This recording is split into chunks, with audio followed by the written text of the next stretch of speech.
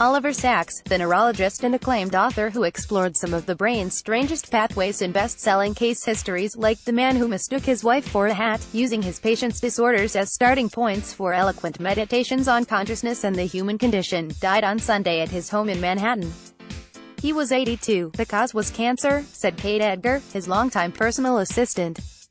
Dr. Sacks announced in February, in an op-ed essay in the New York Times, that an earlier melanoma in his eye had spread to his liver and that he was in the late stages of terminal cancer. As a medical doctor and a writer, Dr. Sacks achieved a level of popular renown rare among scientists. More than 1 million copies of his books are in print in the United States, his work was adapted for film and stage, and he received about 10,000 letters a year. "I invariably reply to people under 10, over 90 or in prison," he once said. Dr. Sacks variously described his books and essays as case histories, pathographies, clinical tales or neurological novels. His subjects included Madeline J., a blind woman who perceived her hands only as useless, lumps of dough; Jimmy G., a submarine radio operator whose amnesia stranded him for more than 3 decades in 1945, and Dr. P., the man who mistook his wife for a hat, whose brain lost the ability to decipher what his eyes were seeing.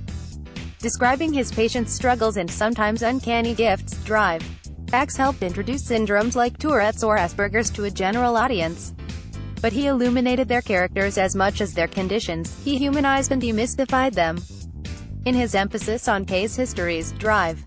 Sacks modeled himself after a questing breed of 19th-century physicians, who well understood how little they and their peers knew about the workings of the human animal and who saw medical science as a vast, largely uncharted wilderness to be tamed. "I had always liked to see myself as a naturalist or explorer," Dr. Sacks wrote in A Leg to Stand On, 1984, about his own experiences recovering from muscle surgery. "I had explored many strange, neuropsychological lands, the furthest Arctics and tropics of neurological disorder." His intellectual curiosity took him even further. On his website, Dr. Sacks maintained a partial list of topics he had written about. It included aging, amnesia, color, deafness, dreams, ferns, Freud, hallucinations, neural Darwinism, phantom limbs, photography, pre-Columbian history, swimming and twins. Robin Williams, Left, and Robert De Niro in the 1990 film, Awakenings, based on Dr. Sacks's 1973 book about a group of patients with an atypical form of encephalitis. Columbia Pictures, "I am very tenacious, for better or worse," he wrote in A Leg to Stand On. "If my attention is engaged, I cannot disengage it. This may be a great strength, or weakness. It makes me an investigator. It makes me an obsessional." He was also a man of contradictions, candid and guarded, gregarious and solitary, clinical and compassionate, scientific and poetic, British and almost American. In 1961, "I declared my intention to become a United States citizen, which may have been a genuine intention, but I never got round to it," he told The Guardian in 2005, finding acclaim in critics. Dr. Sacks first won widespread attention in 1973 for his book, Awakenings, about a group of patients with an atypical form of encephalitis at Beth Abraham Hospital in the Bronx. Sacks started his clinical career there. In 1966, many of the patients had been catatonic, locked inside themselves for decades as a result of their sleeping sickness. Dr. Sacks gave them the drug L-Dopa, which was just beginning to be recognized as a treatment for similar symptoms in patients with Parkinson's, then watched as they emerged into a world they did not recognize. Some responded better than others, both to the drug and to their changed circumstances, and Dr.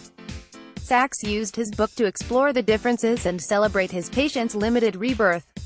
"I love to discover potential in people who aren't thought to have any," he told People magazine in 1986. His other books included the best-selling An Anthropologist on Mars, 1995, about autistic savants and other patients who managed to thrive with their disorders, The Mind's Eye, 2010, about the ways people compensate for brain injuries, and 3 books about specific neurological conditions, Migraine, 1970, The Island of the Color Blind, 1997, and Seeing Voices, 1989, a look at language perception among the deaf.